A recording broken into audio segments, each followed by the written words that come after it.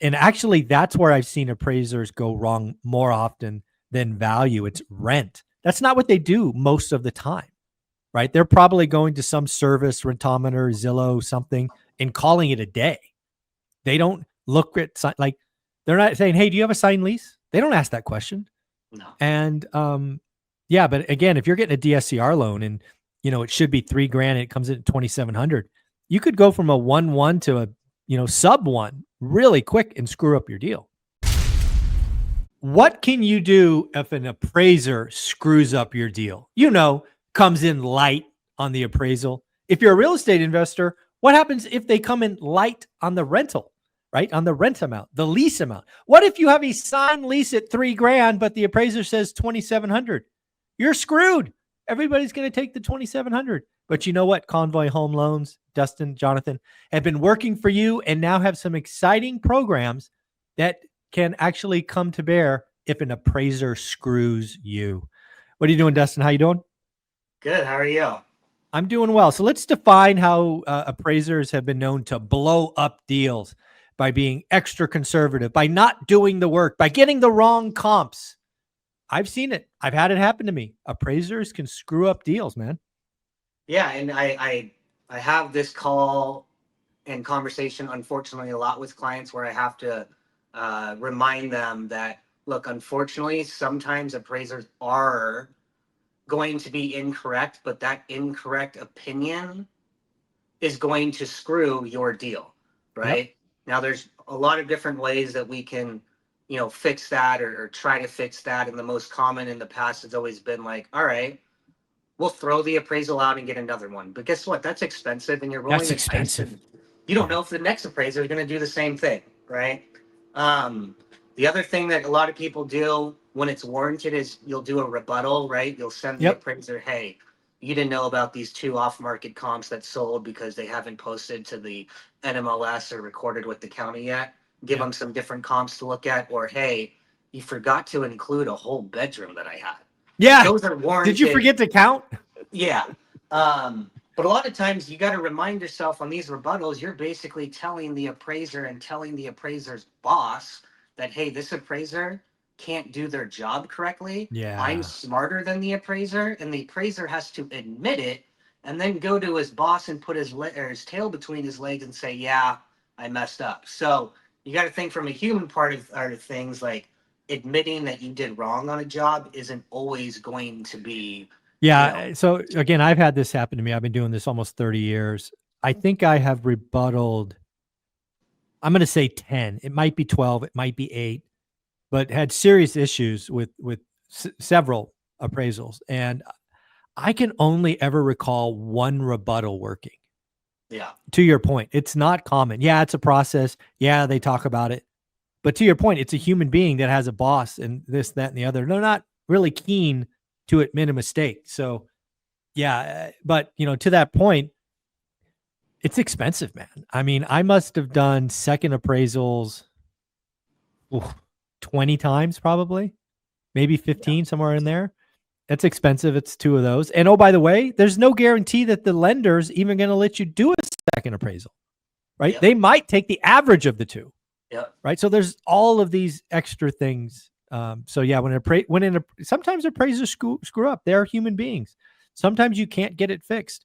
But here's the problem, especially if you're a landlord, they can screw you twice, not only on the purchase, but also on the rent. And actually, that's where I've seen appraisers go wrong more often than value. It's rent. That's not what they do most of the time. Right? They're probably going to some service, Rentometer, Zillow, something, and calling it a day. They don't look at, like, they're not saying, hey, do you have a signed lease? They don't ask that question. No. And yeah, but again, if you're getting a DSCR loan and it should be $3,000 and it comes in at 2,700, you could go from a 1-1 to a sub 1 really quick and screw up your deal. And that exact situation happens a lot, and I'll give, and I'd like to share.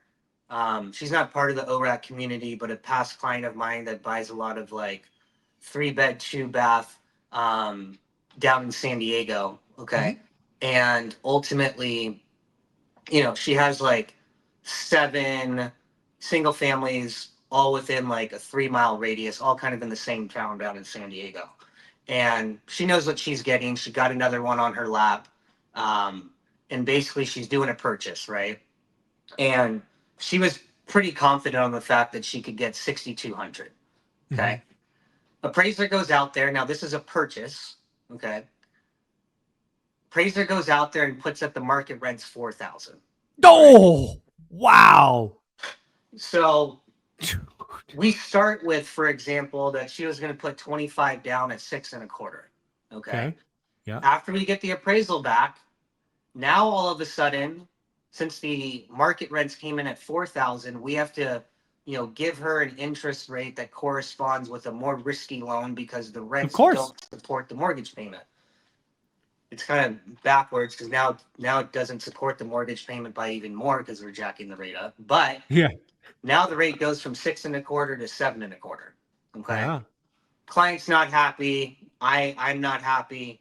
The appraiser, unfortunately, we don't have time to get a second appraisal.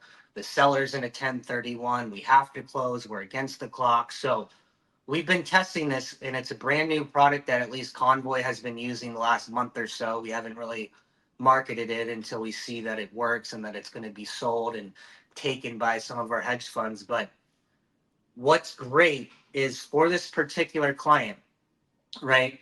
She was $2,200 short of what she thought it was going to be.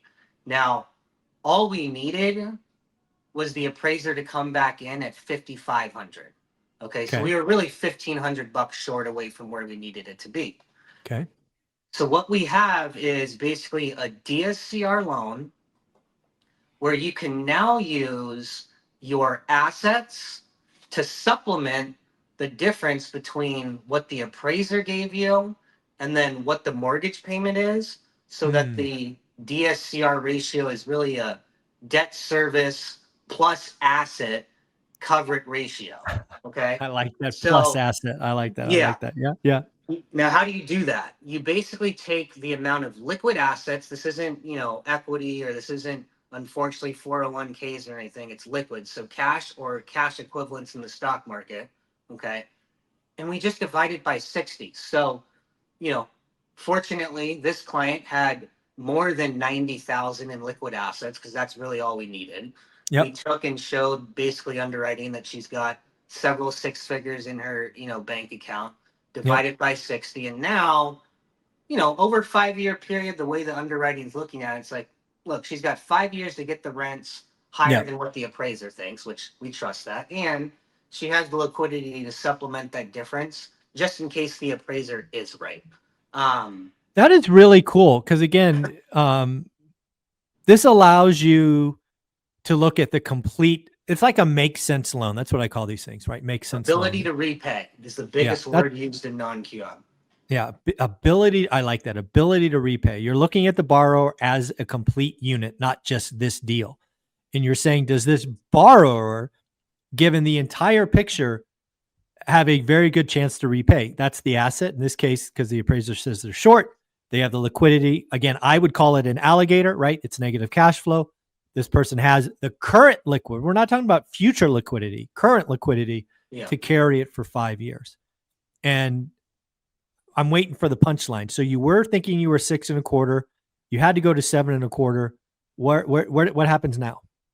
Now we're back to 6.5. It's not 6.25 because we're using a little, added program to get there. But it's funny. This all spurred from the fact that, like, me and John were thinking, and we go back and forth, and it takes sometimes trying to make new products. But when we thought about purchases that you do when you have a conventional loan, it's like a lot of times you'll use 75% of the rent, but you also get to use your personal income.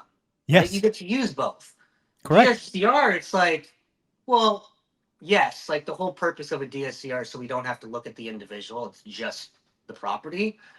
But when you have somebody that's, liquid or capable of bridging that gap, and we understand that that gap is hypothetical because the appraiser on a purchase isn't always 100% right. We can debate that all day long. Sure. Then we shouldn't penalize the borrower because it's unfair for a borrower to go into a short close of escrow, have no chance besides getting one appraisal, and then have an individual's, opinion determine $300-400 difference on the monthly payment, Yeah. I so we're like it. excited about it. We'll see where it goes. Now I want to make sure everybody understands this is not for refinances. This is Yeah. not, Only purchase. Only like, look, if you have a lease for 4,000 and we need it to be 5,700, we're not going to be like batting yeah. the Wink, wink, eyes. wink, nod, nod. Yeah. Yeah. This is a appraiser messed up solution. That's the whole Yeah. purpose of this. Yeah. This This should program. be, let's say, I'll say it this way. These are my words, not yours. This is going to be an uncommon, but very valuable tool for a few situations. Yep. This isn't everybody's doing. This isn't like Yeah. something that we're just like screaming at the mountaintop. This is the best product or best thing since sliced bread. But it's a good way to kind of combat when we get a bad lemon of an appraiser.